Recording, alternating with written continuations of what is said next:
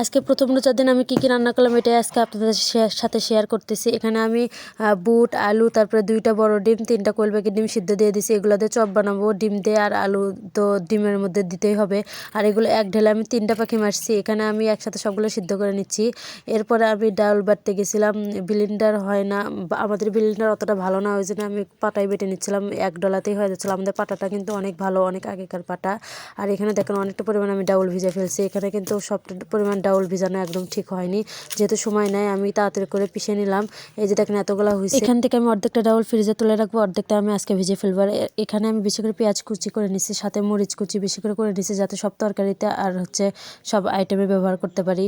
ওই জন্য বেশি করে সব কিছু কেটে নিচ্ছি। আর এখন তো জিনিসপত্র অনেক বেশি দাম, তাই একটু কম কমই দিয়ে রাখছি। আর এখানে আমি ডাউল যে বাটে রাখছিলাম, ওই ডাউল বাটার মধ্যে বেশি করে পেঁয়াজ, তারপর মরিচ কুচি, তারপর হলুদ গুঁড়া, মরিচের গুঁড়া, তারপর লবণ সব কিছু দিয়ে আমি এগুলো মেখে নিচ্ছি। আগে করে সব কিছু রেডি করে রাখবো, আর ইফতারের আগ দিয়ে শুধু ভেজে নেবো, যাতে গরম গরম সবাই খেতে পারে। আর এখানে আমি ভালো করে মেখে নিচ্ছি, যাতে সুন্দর করে এটা প্রসেসিং হয়ে থাকে। এরপর আমি আলু ভর্তাটা করে নিচ্ছি। এখানে কিন্তু আমি পেঁয়াজ আর মরিচটা ভেজে রাখছিলাম কিছুটা, আর অল্প করে ভেজে রাখছিলাম যাতে একটু ফ্লেভার হয়।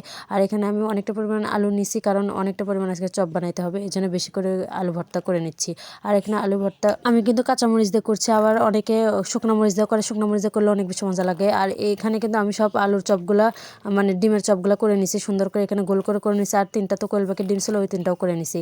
এরপরে আমি সাথে সাথে বুট বসে দিচ্ছি, কারণ সময় নেই। এখানে আমি বুটটা ভিজে দিয়ে ভাজতে দিয়ে আমি অন্য কিছু তরকারি রান্না করে নিচ্ছি। যেখানে আমি লাউ দিয়ে আজকে মাছের ডাউল দিয়ে রান্না করতেছি। আজকে কালকে মাংস খাওয়া হয়েছে, এই জন্য আজকে ডাউল রান্না করা হচ্ছে। এখানে আমি ভালো করে সুন্দর করে এই লাউটা রান্না করে নেব। এরপরে আমি পরিমাণ মতো বেসন নিয়ে বেসনের মধ্যে হলুদের গুঁড়া, মরিচের গুঁড়া, লবণ সব কিছু দিয়ে ভালো করে একটু হাত দিয়ে আগে ঝুরঝরা করে মেখে নিচ্ছি। এরপর আমি পানি দিয়ে ভালো করে লিকুইড বানিয়ে নেবো। এরপর দেখেন আমার শাশুড়ি আজকে মাংস রান্না করতেছে।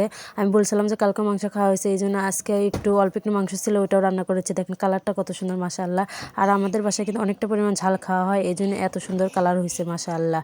আর খাবার লাগলে কিন্তু আমার শ্বশুর যেহেতু ঝাল বেশি খায়, এই জন্য আমাদেরকেও খাইতে হয় বাধ্য হয়, কারণ এত ঝাল কিন্তু খাওয়া শরীরের পক্ষে একদমই ঠিক নয়।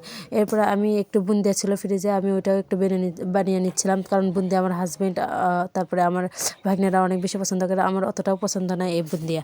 এরপর আমি একে একে সব কিছু ভেজে নেব। এই যে এখানে আমি প্রথমে ডিমের চপগুলো ভেজে নিচ্ছিলাম। আর এটা কিন্তু প্রথম কড়াই তেল দেওয়ার পরে কিন্তু ভালো একটু তাতিয়ে নিয়ে এই জন্য লেগে যাচ্ছে।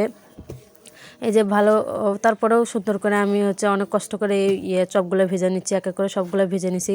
শর্টকাট আপনাদেরকে একটু দেখাচ্ছি, কারণ সবগুলো দেখালে ইফতারের সময় হয়ে যাবে, এই জন্য আমি তাড়াহুড়া করতেছি। আর এখানে বড়াও ভেজে নিচ্ছি। আর বড়া কিন্তু আমরা এইভাবে বড় বড় করে ভাজি, অনেকে পেঁয়াজের আকারে ভাজে, আর এগুলো কিন্তু আমরা বড়া বলি। আর এখানে আমি বেগুনি, বড়া, তারপরে পেঁয়াজু সব কিছু এখানে একসাথে ভেজে রাখছি। দেখেন এখানে পুরো ডিশ ভর্তি হয়ে গেছে। আমার শ্বশুর তো দেখে বলতেছে এত কেন ভাজছ।